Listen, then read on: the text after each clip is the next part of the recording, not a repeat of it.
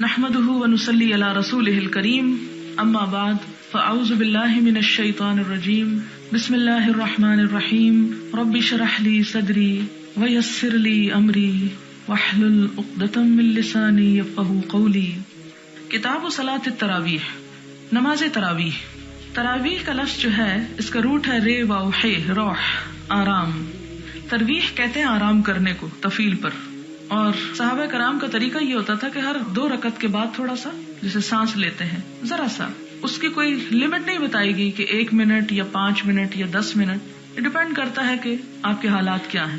اگر آپ کے پاس وقت زیادہ ہے تو زیادہ ٹائم لے لیجیے، اور اگر وقت کم ہے، اور چونکہ خواتین کا خاص طور پر مسئلہ یہ ہوتا ہے کہ گھروں سے نکل کر آتی، اگر بہت لمبے لمبے بیچ میں وقفے کیے جائیں اور لمبے لمبے پروگرام رکھے جائیں تو اس میں اکیلا راتوں کو نکلنا ان کے لیے معیوب ہے، یعنی اس طرح روزانہ گھروں میں آدھی رات کو پہنچنا۔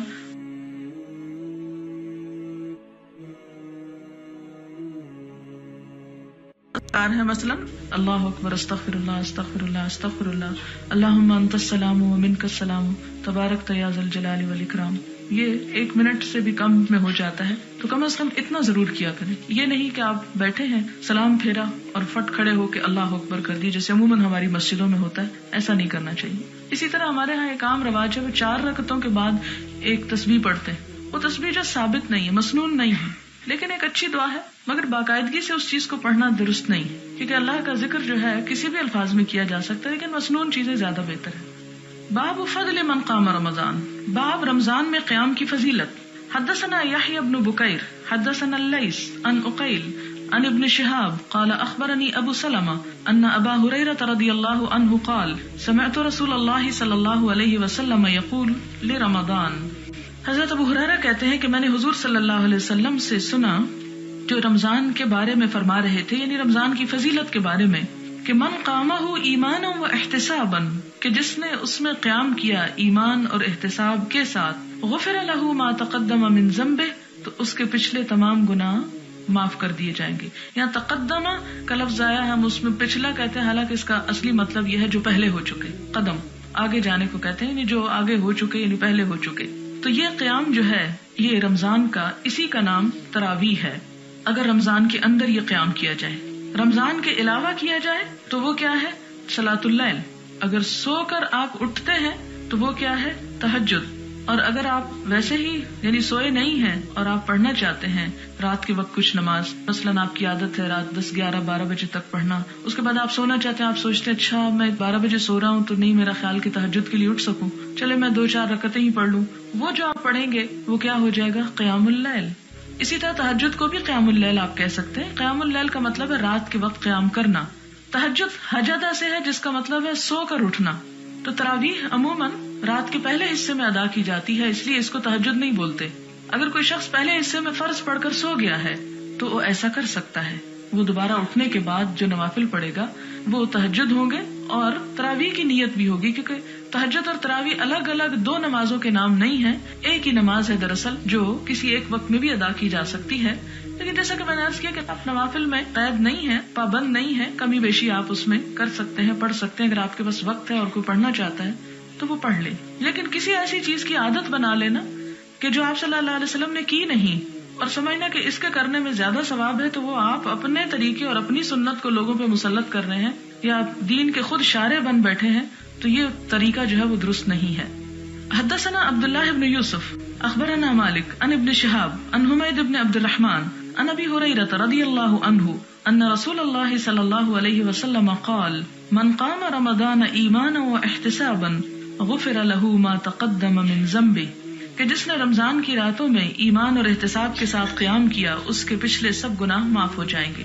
قال ابن شہاب فتوفی رسول اللہ صلی اللہ علیہ وسلم، فوت ہوئے نبی صلی اللہ علیہ وسلم، والناس علی ذالک، اور لوگ اسی چیز پر تھے یعنی قیام کیا کرتے تھے۔ ثم کان الامر علی ذالک فی خلافت ابی بکر، اور حضرت ابو بکر کی خلافت میں بھی ایسا ہوتا رہا، یعنی قیام ہوتا رہا، لیکن وہ کوئی منظم قیام نہیں تھا۔ وہ صدر من خلافت عمر رضی اللہ عنہما، اور حضرت عمر کی خلافت کے شروع میں، صدر پہلا حصہ، صدر کہتے ہیں نا سینے کو، تو جسم میں سینہ جو ہے وہ اوپر کا حصہ ہے، ابتدا ہے، یعنی ایک ابتدائی دور میں حضرت عمر کی خلافت میں بھی ایسا ہی تھا. یعنی کیا تھا کہ لوگ قیام تو کرتے تھے، کوئی انفرادی طور پہ کر لیتا، کوئی مل کے کر لیتے، یعنی لوگ اپنے اپنے طریقے پہ کرتے تھے. ایسا نہیں تھا کہ کرتے ہی نہیں تھے، کیونکہ اس میں بھی بڑا اجر اور ثواب ہے، اس لیے اس کا اہتمام ہوتا تھا. وعن ابن شهاب عن عروة بن الزبير عن عبد الرحمن بن عبد القاري انه قال خرجت مع عمر بن الخطاب رضی اللہ عنہ، کہ میں عمر بن خطاب کے ساتھ نکلا. کون نکلا؟ عبد الرحمن بن لیلتن، ایک رات کو، فی رمضان، رمضان میں. کہاں نکلا؟ الی المسجد، مسجد کی طرف. فاذا الناس، تو دیکھا کہ لوگ، اوزاع، بٹے ہوئے ہیں. توزیع، وضع کا مطلب ہوتا ہے تقسیم کرنا.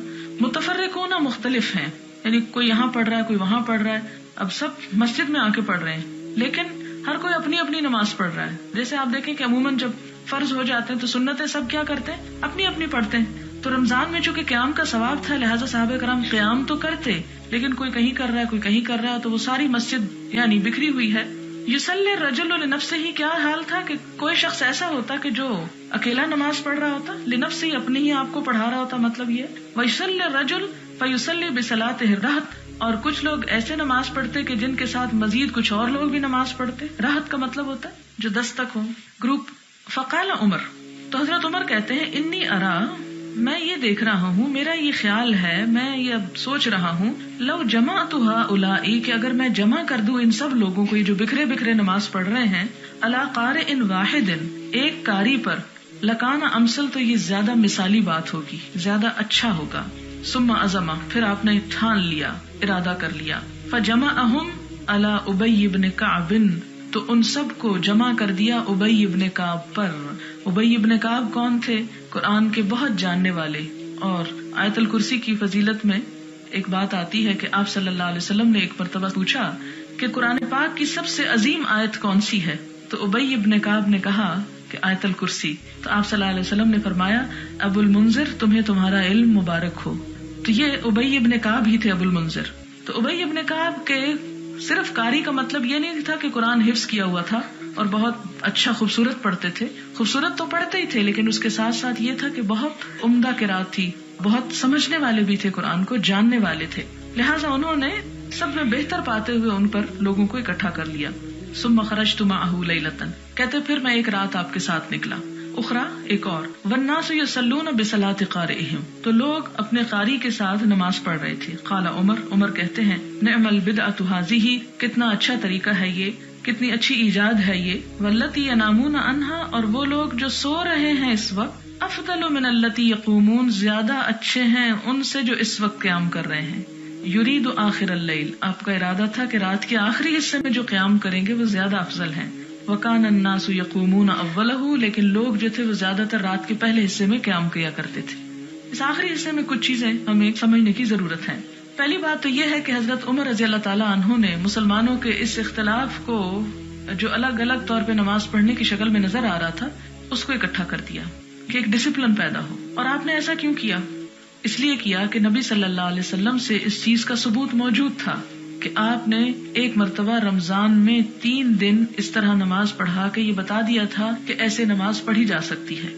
یعنی آپ کے پاس وہ سنت موجود تھی، اگرچہ یہ سنت نہیں تھی کہ سارا ہی مہینہ اور سارے لوگ اسی وقت ہی آ کر پڑھیں، لیکن جو پڑھنا چاہتے ہیں وہ سب اکٹھے ہو کر پڑھ سکتے ہیں، کیونکہ نبی صلی اللہ علیہ وسلم کے طرز عمل میں دلیل موجود تھی. دوسری بات یہاں پر یہ نظر آتی ہے کہ یہاں پر لکھا ہے کہ حضرت عمر نے کہا، نعم البدعۃ ھذہ، یہ کتنی اچھی بدعت ہے. بدعت کا لفظ یہاں اصطلاحی طور پر استعمال نہیں ہوا، یہ لفظی معنی میں استعمال